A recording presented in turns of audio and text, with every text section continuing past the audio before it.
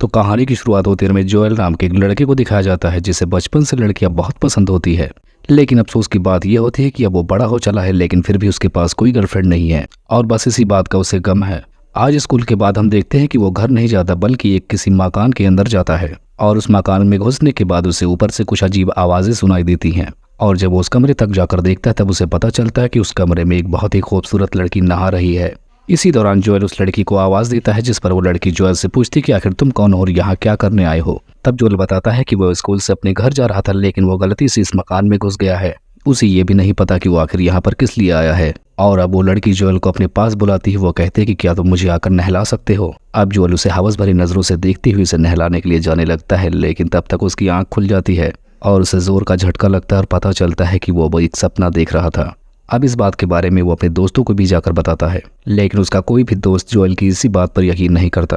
अब कुछ टाइम बाद हम देखते हैं कि जोएल के माता पिता एक ट्रिप पर जा रहे होते हैं। यहाँ पर वो जोएल को अपने पढ़ाई पर ध्यान देने के लिए बोलकर जा रहे होते हैं। हम देखते हैं कि अब जोएल घर पर बिल्कुल अकेला है और इस मौके को काफी अच्छे तरीके से एंजॉय कर रहा है। यहाँ पर वो बहुत सारी कोल्ड ड्रिंक पीता है और खाना खाता है और फिर वो अकेले में जाकर डांस करने लगता है। अब इसके बाद हम देखते हैं कि वो अपने एक दोस्त माइल के साथ अपनी कार लेकर बाहर घूमने के लिए निकल पड़ता है और अब रोड पर चलते वक्त वो गाड़ी से बहुत अच्छे अच्छे स्टंट भी दिखाता है। अब यहाँ पर उसका दोस्त माइल जोएल से कहता है कि वो आज रात के लिए एक रशियन का बंदोबस्त कर सकता है। अब इसके मुंह से ऐसी बात सुनने के बाद जोएल बहुत खुश होता है। अब हम देखते हैं कि वो घर पर आ जाता है, जहाँ पर वो उस रशियन का बहुत बेसब्री से इंतजार कर रहा था जो उसका दोस्त लेकर आने वाला था।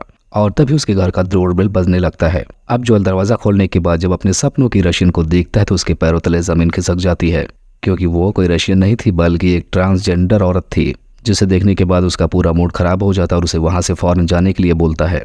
अब वो ट्रांसजेंडर वहां से जाते वक्त उस जोएल को एक लड़की का नंबर भी देकर जाता है और इस लड़की का नाम जान पाते हैं कि राना है, जिसे जोएल फिर से फोन लगाता है। फिर जोएल उसे अपने घर पर बुलाता है और हम देखते हैं कि अब वो घर पर उसके आ चुकी थी और दिखने में वो काफी खूबसूरत भी थी। अब इतनी हसीन लड़की देखने के बाद सामने से जोएल बहुत खुश हो जाता है, जिसके बाद अब जोएल उस लड़की के करीब जाता है। अब लारा भी धीरे धीरे नर्वस होना शुरू हो चुकी थी, जिसके बाद अब ये लोग रात भर एंजॉय करते हैं और आज की रात जोएल की बहुत खूबसूरत रात गुजरती है। और अब सुबह होते ही हम देखते हैं कि वो लड़की जोएल से अपने किए गए काम के पैसे मांगती है और वो बताती है कि उसके इस काम करने के $300 बनते हैं। लेकिन अब यहाँ पर जोएल लारा से बोलते हैं कि उसके पास आज मात्र $50 ही हैं, लेकिन इतने में लारा नहीं मानती, जिसके बाद हम देखते हैं कि जोएल और पैसे लेने के लिए बैंक जाता है और जब वो बैंक से पैसे लेकर घर आता है तब उसे पता चलता है कि लारा तो वहां से जा चुकी है। यहाँ पर जोएल को लगता है कि वो बिना पूरे पैसे लिए चली गई, लेकिन उसने ऐसा नहीं किया था। वो लड़की वहां से जाने से पहले जोएल के घर से उसकी मॉम की एक फेवरेट एड भी उठा कर ले जाती है और ये बात जब जोएल को पता चलती है तो उसकी फट जाती है, क्योंकि उसे पता था उसकी मॉम के आने के बाद उसकी धुलाई होने वाली है। अब इसके बाद हम देखते हैं कि जोएल लारा को ढूंढना शुरू कर देता है। अब इसके बाद जोएल की मुलाकात एक शख्स से होती है जिसका नाम फ्यूटो होता है, लेकिन वो काफी बुरा आदमी होता है। अब हम देखते हैं कि जब लारा और जोएल एक के बारे में बात कर रहे होते हैं तब वो अपना घर जोएल पर रखता है, जिसके बाद जोएल जबरदस्ती करके वहां से भाग जाती है। इधर जोएल भी कैसे भी करके अपनी कार निकाल लेता है, जिसके बाद हम देखते हैं कि क्योटो भी अपनी गाड़ी निकालकर उनका पीछा करने लगता है। अब हम देखते हैं कि किसी तरीके से जोएल यहाँ से बच निकलने में कामयाब हो जाता है, जिसके बाद हम देखते हैं लारा दोबारा जोएल से मिलने उसके घर आती है। वो बताते हैं जोएल को कि उसकी माँ का एड्रेस उसके पास नहीं है बल्कि वो क्योटो के पास है, लेकिन अब वो उसे वापस नहीं करेगा। अब हम देखते हैं कि जोएल के स्कूल जाने का टाइम हो गया था, जहाँ पर वो लारा से कहता है कि अभी वो उसके घर पर ही रहे, लेकिन वो जाने से पहले एक और रिक्वेस्ट करता है कि वो उसके घर में दोबारा से किसी तरह की कोई चोरी ना करे। अब इधर हम देखते हैं कि जोएल जब अपने स्कूल में होता है, लेकिन फिर भी वो बार बार अपनी घड़ी पर देखे जा रहा था और वो सोच रहा होता है कि कैसे भी ये वक्त खत्म हो जाए और मैं जल्दी से लौरा के पास पहुंच जाऊं। और होता भी ऐसे है, वो शाम होते ही लौरा के पास पहुंच जाता है। जब वो घर पहुंचता है तब उसे पता चलता है कि उसके दोस्त भी उसके घर पर पहुंच चुके हैं और इसके साथ साथ वहां पर लौरा की एक सहेली भी है, यानी लौरा ने एक दिन में ही उसके घर को वैश्यालय बना रखा है। यहाँ पर हम दूसरी लड़की का नाम विकी जान पाते हैं और कुछ टाइम गुजरने के बाद जोएल भी विकी को एक्सेप्ट कर लेता है। अब इसी दौरान वहां पर जोएल का दोस्त बैरी भी आता है। अब ये चारों मिलकर नाइट आउट के लिए निकल पड़ते हैं। तब जोएल अपनी कार को एक अकेली जगह पर ले जाता है जहाँ पर नदी का एक किनारा होता है, लेकिन तब तक उसकी कार नदी की तरफ जाने लगती है और चाहकर वो उसे रोक नहीं पाता। आखिरकार वो कार अब पानी में डूब चुकी है। इसके बाद जोएल अब उस कार को रिपेयर करवाने के लिए लेकर जाता है, लेकिन अब खड़ी कार के अंदर मछलियां निकल रही हैं। अब उसकी कार बन जाने के बाद वहां का मैकेनिक जो बिल जोएल को बताता है तो उसकी फट जाती है, क्योंकि कार जितने में बनी है जोएल के पास उतने पैसे नहीं हैं। जिसके बाद जोएल वहां से जाकर अब लारा से इस बारे में बात करता है। तब यहाँ पर लारा उसे बताती है कि मैं तुम्हें एक ऐसा जुगाड़ बता सकती हूँ जिसके बदले में तुम अपनी कार अच्छे से बनवा सकते हो। जब जोएल लारा से पूछता है कि आखिर मैं ऐसा क्या करूँ, तब लारा उसे बताती है कि क्या मैं तुम्हारे घर को एक दिन के लिए वैश्यालय बना सकती हूँ, क्योंकि इससे हमें काफी पैसे मिलने वाले हैं। अब मजबूरन जोएल इसके बारे में हाँ बोल देता है। इधर हम जोएल के पेरेंट को देखते हैं जो जोएल से कनेक्ट करने की कोशिश कर रहे थे और इस वक्त वो जोएल को फोन करके बताते हैं कि वो बहुत जल्द ही आने वाले हैं। अब इससे हम जान पाते हैं कि जोएल के पास अब ज्यादा वक्त नहीं बचा था।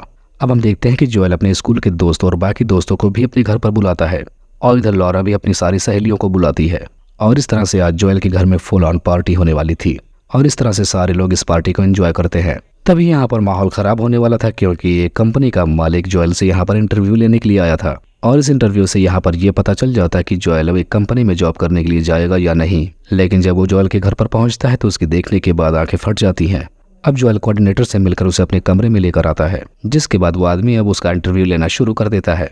यहाँ पर वो जोएल से पूछता है कि तुम्हारा फेवरेट सब्जेक्ट कौन सा है। अब यहाँ पे इस बात का जवाब जोएल अपने हिसाब से देता है। अब इसके बाद हम देखते हैं जोएल और लॉरा दोनों मिलकर एक रेलवे स्टेशन पर जाते हैं जहाँ से वो शिकागो के लिए ट्रेन पकड़ते हैं। ये लोग ट्रेन में तब तक सफर करते हैं जब तक ट्रेन का हर एक बंदा ट्रेन से उतर नहीं जाता, जिसके बाद अब सबके उतर जाने के बाद ये लोग यहाँ पर इंटीमेट होते हैं। अब अगली सुबह जब जोएल वहां से अपने घर के लिए निकलता है तब घर पहुंचकर उसे पता चलता है कि उसके घर में चोरी हो चुकी है। अब इस बात के लिए उसे लॉरा पर शक होता है जिसके बाद वो फौरन लॉरा को फोन लगाता है लेकिन उसका फोन अब क्यूटो उठाता है जिससे हमें पता चलता है कि उसके घर में चोरी क्यूटो ने की है।